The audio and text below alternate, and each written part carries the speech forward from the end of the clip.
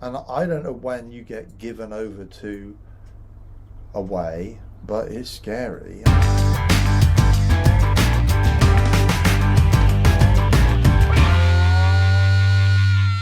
We have it clear that only 8 were saved in Noah's case out of all the rest of the people. We're told in Lot's case there was Lot and his wife and the 2 daughters. Those were well corrupted, and the wife turning back and going back, I believe she went back, I can be proven wrong one day, taking a step back.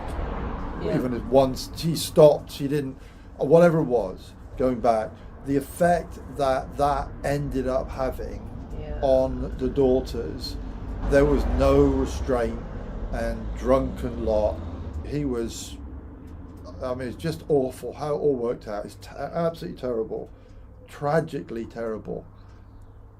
Ended up producing a tribe, 2 tribes of people that were anything but friendly towards Israel. Yeah, and gave them hassle. Because they went away from God. And then you're thinking, wow, that God in his mercy through Abraham helped spare Lot's life. Mm-hmm. Lot had been rescued once, and he went back to Sodom, and he dwelt in Sodom, which I think it was so lovely at that point. I think she looked back to an absolutely beautiful place, and that heaven of heavens for her, which we've been there, and you're going, well, it's, you die in the desert there. You go, I can't breathe. It was salt everywhere. I reckon it was, well, we're told it was the loveliest of places, and it's been absolutely trashed by God's judgment, but fire from heaven. Also, I think it's worth noting, is it 2 Peter, 1 Peter? Yeah. 2 Peter 2. Right. Where Peter is writing, did not spare the ancient world, but saved Noah. This is 2 Peter 2 verse 5. Saved Noah, one of 8 people, a preacher of righteousness, bringing in the flood on the world of the ungodly. Oh, there we got that first account. Then we got the second one. And turning the cities of Sodom and Gomorrah into ashes, condemned them to destruction, making an example to those who afterward would live ungodly. Yeah. They're an example to us. Yeah. And delivered righteous Lot. It's called righteous. Yeah. Who was oppressed by the filthy conduct of the wicked. Yeah. For that righteous man dwelling among them tormented his righteous soul from day to day by seeing and hearing their lawless deeds. You remember dear Rob Legbag, a lovely godly man, and I remember him speaking on Sodom and Gomorrah and how the sins of Sodom, what surrounded Lot, where Lot lived, vexed his soul. It says in Genesis, vexed his soul daily. Why, though, did righteous Lot live there? It's nice. I think you can go to these awful places and you can live there and you can be a missionary to them, but you're probably best to do it as a bachelor. You're probably best to do it with a very godly wife, or a godly wife with a very godly husband, and to have incredibly short accounts and to look into one another's eyes and saying, how you getting on today? What are you thinking of today? I've spoken to people regarding things like this and marriage, and they say, oh, and it's too late. That they've drunk the Kool-Aid, they've had a bite of the apple. They're going, well, it's a bit judgmental. We're surrounded. They were surrounded by people that thought in a different way. Don't you lived think, in a different way. That we're in Sodom now? You're saying, oh, you have to go to that place. Actually, I don't. I just have to turn on my TV and watch a particular channel, or put, the adverts come in front of me, or the language, which we don't tend to do. We don't watch TV programs like that. We don't have a TV license because we don't watch that anymore.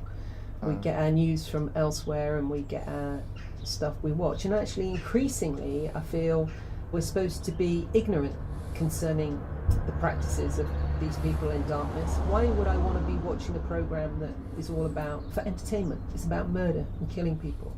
It was interesting. We had that chat with this chap the other day, and he also didn't like, he loved cowboys and westerns, but he couldn't bring himself to watch it anymore because everyone dies in it, you know. But like me, you kind of like it, but you... Well, there's but a you fleshly don't, entertainment and all the rest of it in it, isn't it? It's not, there's nothing spiritual. But you don't about want it people that's good. dying. I don't want people dying. Death is not a good thing. It's a judgment. I think increasingly, I feel, is it Philippians 4? The Lord wants us to think about what is good and true and upright and holy and noble and praiseworthy. And it's good, it's got value in it. Yeah. There isn't much out there that's like that, but that's really what we're supposed to be. But Actually, I is think there- in Psalm 119 it says, I'll set nothing worthless before my eyes. Well, actually, that would be probably most of what's on the TV. Except perhaps for Yes. 316 Unfiltered by the merch today, end of commercial. There are things to think about. There are things. So much has been corrupted. I'm not saying You look it's at the- all bad and there's bad people No. everywhere or anything. No. But there's the old argument of just give them a little poke and find out if they're a sheep or a wolf. People aren't good. If the definition of good is take one O from it, God. If the definition of good is God, we're not God, we're not good. We have a leaning towards doing selfish stuff. And then you can have the nicest person in the world, and we all know them, lovely people, and they die in their sins. Yeah. And you speak to them near the end, maybe, or at points. You spoke to someone the other day, and Not interested. you're thinking, well, I mean, they could be gone today, and speak to people all the time, and the majority go no. Or they don't even go no. They're just looking at you. They're like, going. You just know you're what up are you against a brick saying? wall. Yeah. They're blind to these things, and they're happy in that state. Yeah. And I don't know when you get given over to a way, but it's scary. I don't want to be given over so that you don't know anymore, you don't care anymore, you become cold. Yeah. Well, then just shut your ears to it. Willfully ignorant, Yeah. and that is pervasive. I Awful. was thinking actually, if we're measuring Sodom, if we think about the sins of Sodom, I think they're detailed in Ezekiel. We think Yeah. it's in pride, we take Yeah. abundance of idleness, Yeah, fullness of food. and You know, we got obesity as a problem.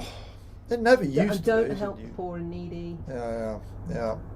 We'd say, well, actually, we're probably there. I think we forget how beautiful Sodom and Gomorrah and those cities of the plain were. I think we forget that. I think we only have a picture, even the name. I don't like the word Sodom. Like the garden of the Lord. Here you go. Genesis 13, verse 11. And verse 10. Lot lifted his eyes and saw all the plain of the Jordan, that it was well watered everywhere, before the Lord destroyed Sodom and Gomorrah, like the garden of the Lord, like the land of Egypt as you go towards Zoar. So which would be, I guess, the floodplain of the Towards Nile. Zoar. It's just a little place. I tell you what it is. It's idyllic. Do you know what it is? Location. It's absolutely ideal to live in. It's absolutely lovely. Well, he had all his flocks and herds, and they needed grass, and he didn't need the wealth. He had the wealth. Wanted the convenience, maybe. It's appealing. The things of earth are appealing. They're appealing. So it is interesting. It's interesting